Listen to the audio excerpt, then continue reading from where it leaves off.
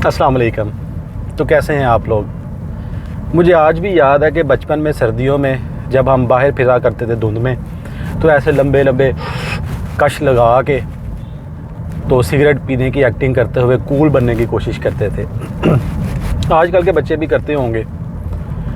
तो हमारे उन ख्वाबों को हमारे करतूतों ने सच साबित कर दिखाया और ख़बर आई है कि जनाब लाहौर में 24 घंटे गुजारने का मतलब ये है कि आपने 10 से 15 सिगरेट पिए हैं और इसकी वजह है स्मोक।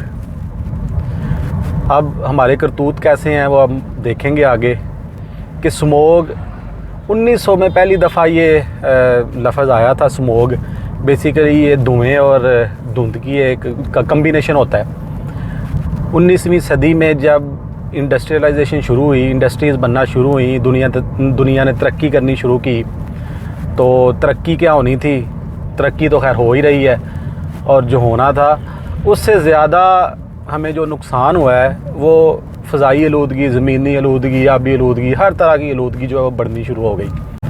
और तरक्की के साथ साथ हमने जनाब अपना सब कुछ, अपनी ज़मीन, अपनी फ़ज़ा, अपना पानी बर्बाद कर दिया और लगातार करते चले जा रहे हैं।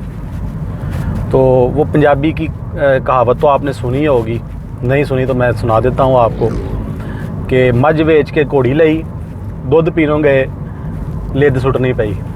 तो आज तक हम लिद सुट रहे हैं और पता नहीं कब तक हमें सुटनी पड़ेगी। घोड़ी जो हमने पाल रखी है, ले ली है मैं भैंस बेच के।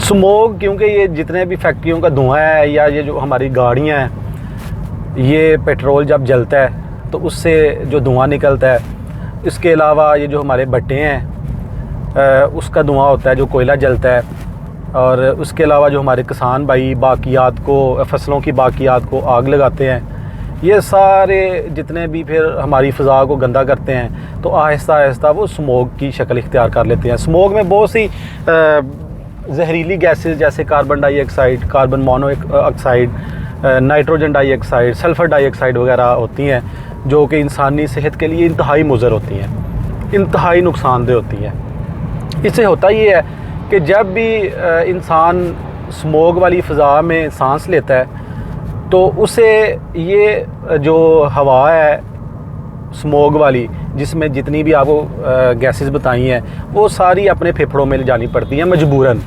और ना चाहते हुए फिर वो सिगरेट पी रहा होता है, क्योंकि सिगरेट में भी यही ज़्यादातर गैसेस जो हैं वो पाई जाती हैं। तो जो छोटे बच्चे हैं, 5 साल से कम है उनकी, क्योंकि इम्यूनिटी इतनी ज़्यादा डेवलप नहीं होती। इसके अलावा जो कम इम्यूनिटी वाले लोग हैं और ज़्यादा उम्र वाले लोग जिनकी इम्यूनिटी इतनी स्ट्रॉन्ग नहीं रहती, ये लोग ज़्यादा अफेक्ट होते हैं इससे, स्मोक से। तो बेसिकली स्मोक करती क्या है? स्मोक अगर फ़िज़िकली देखा जाए तो जो विजिबिलिटी है वो बहुत ज़्यादा कम कर देती है। अभी पिछले दिनों एक ख़बर आई हुई थी, बहुत मशहूर है, कि काला शाह काकू इंटरचेंज पे विजिबिलिटी कम होने की वजह से, यानी स्मोक की वजह से कम से कम भी 15-20 गाड़ियाँ जो आपस में टकरा गई हैं और इतना माली नुकसान हुआ है। मे भी कुछ जानी हुआ हो, एग्जैक्टली नहीं मुझे पता, लेकिन नुकसान ही है। तो सबसे पहले तो ये विजिबिलिटी कम कर देती है। दूसरे नंबर पे हेल्थ के लिए नुकसानदेह है। जो लोग डायरेक्टली इसके कांटेक्ट में होते हैं, इसकी जो स्मोक है उसकी अलामात, यानी स्मोक से मुतासर होने की अलामात, इसमें सबसे पहले तो आँखों, क्योंकि आँखों का डायरेक्ट कांटेक्ट होता है, आँखों में जाती है गैस वगैरह, तो इरिटेशन होती है, ख़ारिश होती है, आँखें ख़राब हो जाती हैं। फिर दूसरा जो मेन मसला है वो सांस का है, सांस नहीं आती, अगर आए तो मुश्किल से आती है, और तेज़ सांस भी एक अलामत है, क्योंकि डायरेक्टली फेफड़े जो है वो इन्वॉल्व होते हैं ये जो गैसेस हैं, डायरेक्टली फेफड़े कांटेक्ट में होते हैं उन गैसेस के। तो स्मोक से बचने के लिए जो सबसे अहम है वो ये है कि आप एहतियाती तदाबीर करें, और सबसे पहली एहतियाती तदबीर और सबसे अहम स्मोक से बचने के लिए वो ये है कि आप बाहर निकलना कम कर दें, ना निकलें, यानी कि ना डोला हो सी ना रोला हो सी, ना बाहर निकलेंगे, ना स्मोक से आपका इतना कांटेक्ट होगा और ना ही आप स्मोक से इफ़ेक्ट होंगे। और अगर आपको बाहर निकलना ही पड़ता है मजबूरन, जैसे लोग काम पे जाते हैं, अपनी जॉब वगैरह पे जाते हैं, या कोई शॉपिंग वगैरह, शॉपिंग क्योंकि इन दिनों में नवंबर, दिसंबर, जनवरी, फरवरी में तो आखिरी शादियां होती हैं, तो फिर वो भी मजबूरी है। तो अपना मुंह, आंखें वगैरह ढांप के जाएं। जो लोग बाइक पे जाते हैं वो हेलमेट का इस्तेमाल करें। हेलमेट तो खैर वैसे भी करना चाहिए इस्तेमाल, तो स्मोक से बचने के लिए भी, क्योंकि डायरेक्टली आँखों के साथ और डायरेक्टली जो उसकी हैं गैसेस वो फेफड़ों तक ना जा सके। मास्क का इस्तेमाल ज़रूर करें। अब ये जो स्मोक है इससे बचा कैसे जाए, यानी कि इससे परमानेंटली कैसे, एहतियाती तदाबीर के अलावा परमानेंटली कैसे हम इससे छुटकारा हासिल कर सकते हैं। एक तो वो जो हमारे पीएम साहब का चल रहा है बिलियन ट्री सुनामी, या 10 बिलियन, या जितने बिलियन भी ट्री सुनामी चल रहा है, उसमें बढ़ चढ़ कर हिस्सा लें।